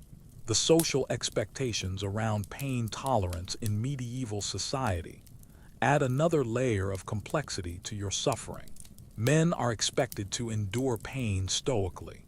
Women are allowed to express discomfort but not to the point of hysteria, and children are considered naturally more sensitive to pain, but also more resilient in recovery. Your social status determines not only the quality of pain relief you receive, but also the acceptable ways you're allowed to express your suffering. The family involvement in pain management includes both practical and spiritual support. Your relatives might take turns sitting with you during painful procedures, offering encouragement and physical comfort. They're also expected to pray continuously for your relief, make offerings to appropriate saints, and ensure that your suffering is properly contextualized within the framework of Christian redemption. The long-term consequences of inadequate pain management in medieval surgery extend far beyond the immediate discomfort. Patients who survive their procedures often develop chronic pain conditions, psychological trauma, and a deep-seated fear of medical treatment that affects their willingness to seek help for future health problems. Medieval medicine creates its own obstacles to healing by making the treatment process so traumatic that patients avoid it whenever possible. As you lie there, your body racked with pain that your medieval medications can barely touch, listening to Brother Augustine explain how your surgical adventure has left you permanently changed, and not in the inspiring, overcome adversity way that modern medicine sometimes achieves. Welcome to medieval disability, where surviving surgery often means trading one set of problems for a completely different and often worse collection of challenges. Your barber surgeon is about to discover that keeping you alive was actually the easy part. Now comes the medieval approach to rehabilitation, which consists mainly of hoping for the best and praying to appropriate saints. The amputation of your leg has left you with a stump that's healed about as well as can be expected from medieval surgical techniques, which is to say it's a constant source of pain, prone to infection, and completely unsuitable for any kind of prosthetic device. Medieval prosthetics consist mainly of wooden pegs carved by the monastery's carpenter, who approaches the task with the same enthusiasm he brings to making furniture, which is to say very little. Your wooden leg is a masterpiece of medieval engineering, crafted from whatever wood happens to be available and attached to your stump with leather straps that chafe constantly and require frequent adjustment. The peg leg has no joints, no padding, and no consideration for the biomechanics of human locomotion. Walking with it is less mobility assistance and more controlled falling with occasional forward progress. The social implications of your new disability are immediate and devastating. Medieval society has no concept of accommodation, accessibility, or equal opportunity. Your value as a person is directly tied to your ability to perform physical labor, and your wooden leg has effectively removed you from the productive economy. You've gone from being a contributing member of society to being a burden on your family and community. Here's where medieval disability gets really medieval: the religious interpretation of your condition. The church teaches that physical disabilities are either punishment for sin or tests of faith sent by God, and your community will spend considerable time debating which category you fall into. If you're being punished, you deserve your suffering and should accept it humbly. If you're being tested, You should demonstrate your faith through patient endurance of hardship. The economic consequences of medieval disability are swift and merciless. Your previous occupation, whether farming, crafts, or trade, is now impossible with your physical limitations. There are no disability benefits, no job retraining programs, and no social safety net beyond the charity of your family and the occasional handout from the church. Your financial future consists of begging, dependence on relatives, or slow starvation. The daily reality of living with a medieval prosthetic is a constant struggle against pain, infection, and mechanical failure. The leather straps that attach your wooden leg cut into your skin, creating sores that become infected. The wood itself absorbs moisture, sweat, and bacteria, creating a breeding ground for organisms that cause skin problems. The peg breaks regularly, leaving you immobilized until the carpenter can carve a replacement. Historians still argue whether medieval society was more or less accepting of disability than modern cultures, but the evidence suggests that acceptance came mainly in the form of resignation rather than accommodation. People with disabilities were tolerated as part of God's plan, but they weren't expected to participate fully in community life or achieve anything approaching independence.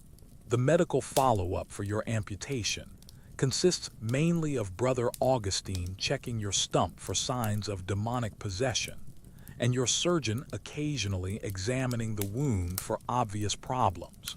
There's no physical therapy, no occupational therapy, and no understanding that amputees need specialized care to maintain their health and function. Medieval medicine's approach to post-surgical care can be summarized as, "You're alive. What more do you want?" The psychological impact of your disability is compounded by medieval society's understanding of mental health, which is to say, they don't understand it at all. Your depression, anxiety, and post-traumatic stress from the surgical experience are interpreted as spiritual problems rather than medical conditions. The treatment consists of prayer, confession, and exhortations to accept God's will with better grace. The family dynamics around your disability reflect medieval attitudes toward dependence and productivity. Your relatives love you, but they also resent the burden you've become.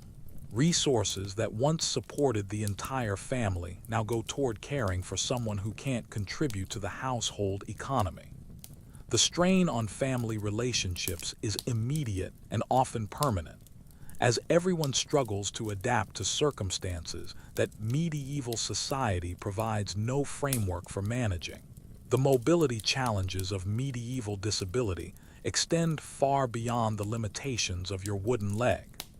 Medieval architecture assumes that everyone can climb stairs, navigate uneven surfaces, and move quickly when necessary. Your home, your workplace, and your community are all designed for able-bodied people, and there's no concept of modifying environments to accommodate different physical capabilities. The social isolation that accompanies medieval disability is profound and often complete. You can't participate in most community activities, you can't travel easily, and you can't maintain the social connections that once defined your place in society. Medieval communities are built around shared physical activities, farming, crafts, religious processions, and your disability excludes you from most of these binding experiences. The marriage prospects for disabled individuals in medieval society are essentially non-existent. Your wooden leg makes you unmarriageable by medieval standards, not just because of the physical limitations, but because of the economic burden you represent. Families arrange marriages based on practical considerations, and a disabled spouse offers no advantages and many disadvantages in the medieval calculation of marital value. The religious life offers one potential avenue for disabled individuals, though even monasteries have limited tolerance for physical limitations. You might be accepted as a lay brother if your disability doesn't interfere with essential monastery functions, but you'll never achieve full membership in the religious community. Even God's house has accessibility issues in medieval times. The life expectancy for disabled individuals in medieval society is significantly shorter than for able-bodied people, not just because of their original medical conditions, but because of the social and economic consequences of disability.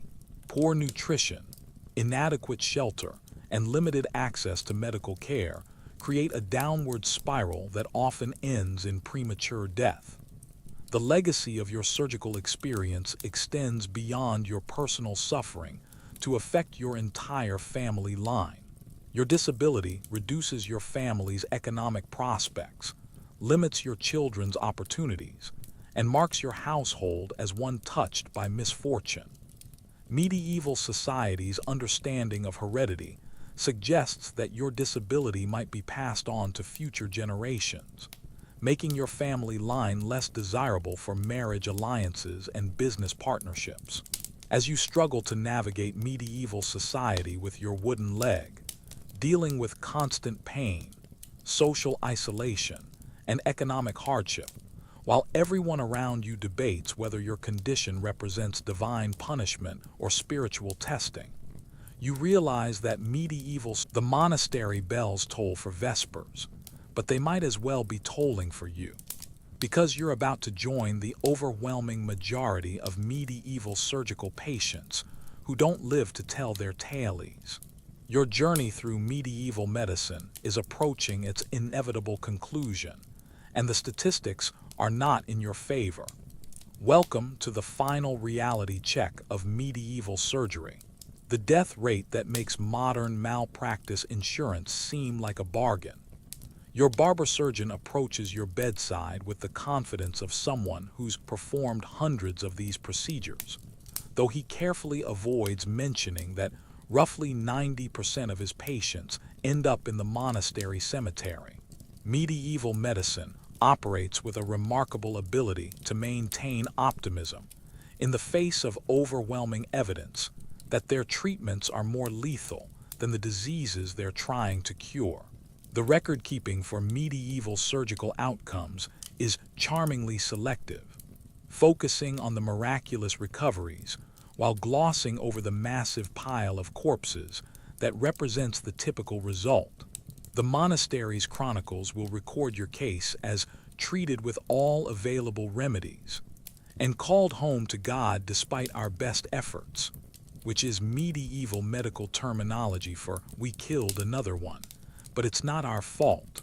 Your condition has deteriorated to the point where even medieval physicians can recognize that death is imminent, though they attribute your decline to spiritual rather than medical causes.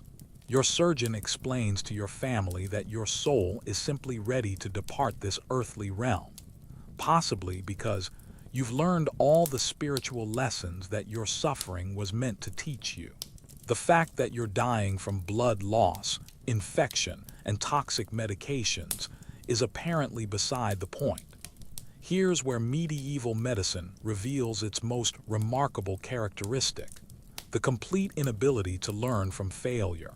Your surgeon will perform the exact same procedures on his next patient, using the same contaminated instruments, the same toxic medications, and the same surgical techniques that are killing you.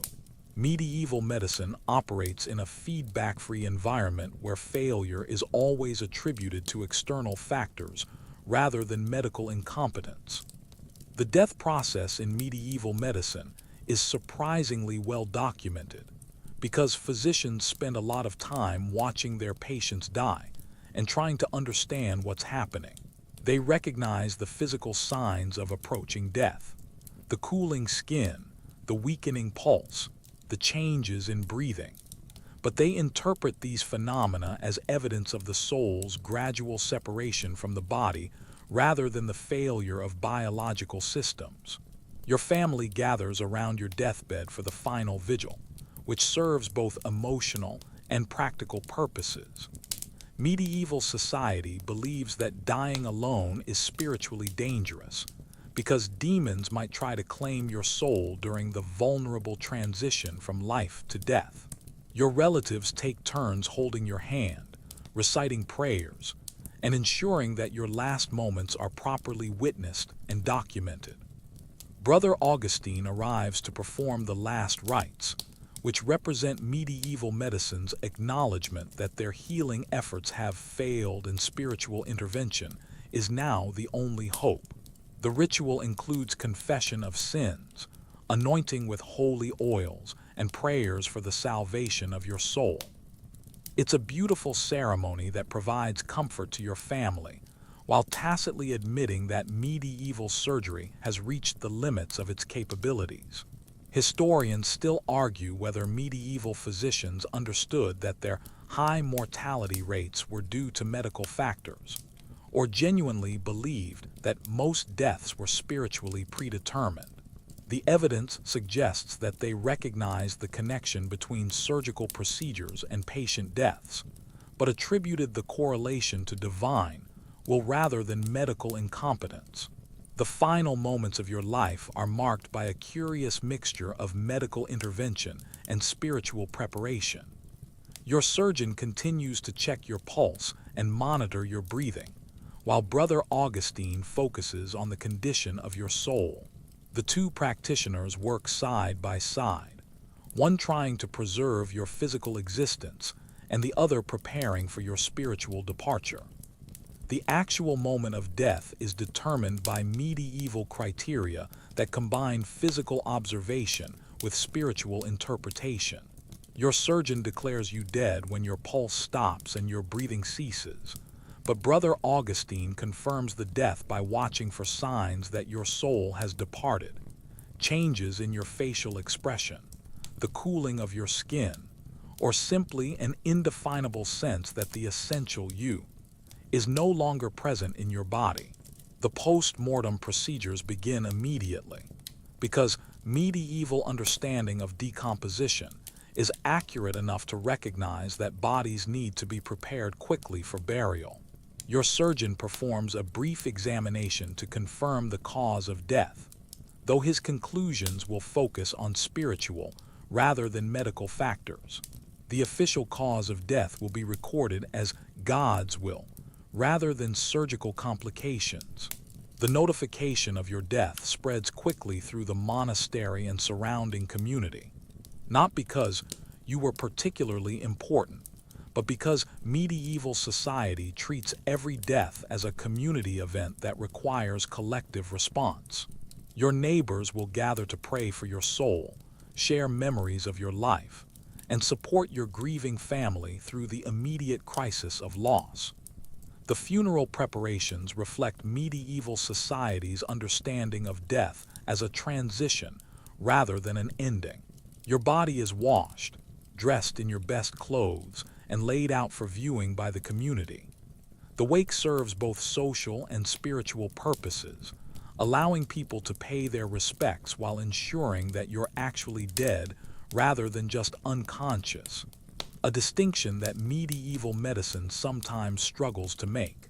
The burial ceremony includes prayers for your soul and acknowledgments of the medical efforts made to save your life. Your surgeon and Brother Augustine both participate in the service, representing the dual approach that medieval medicine takes to healing, physical intervention combined with spiritual support. Neither practitioner expresses any doubt about the appropriateness of their treatment methods. The legacy of your case will be incorporated into the accumulated wisdom that guides future medical decisions, though the lessons learned will focus on spiritual rather than scientific factors. Your surgeon will remember that patients with your particular combination of symptoms tend to die despite treatment, but he'll attribute this pattern to divine will rather than medical causation. The statistical reality of medieval surgery is stark and undeniable. Most patients die. The survival rate for major procedures is so low that successful outcomes are considered miraculous rather than expected. Medieval medicine operates in an environment where failure is the norm and success is the exception. Yet practitioners maintain their confidence and continue their work with remarkable persistence. As your consciousness fades for the final time, your body finally succumbing to the accumulated trauma of medieval medical treatment, you realize that medieval surgery has achieved something remarkable. They've created a medical system so deadly that the disease is often preferable to the cure, yet so confident in its methods that it never questions its fundamental assumptions about healing. Your story ends here, but medieval medicine continues, treating the next patient with the same methods that killed you, maintaining the same confidence that led to your death, and achieving the same tragic outcomes that define medieval surgical practice. In a world where survival is miraculous and death is routine, you've become part of the overwhelming statistical majority that proves medieval surgery's most consistent characteristic: its remarkable ability to make sick people dead.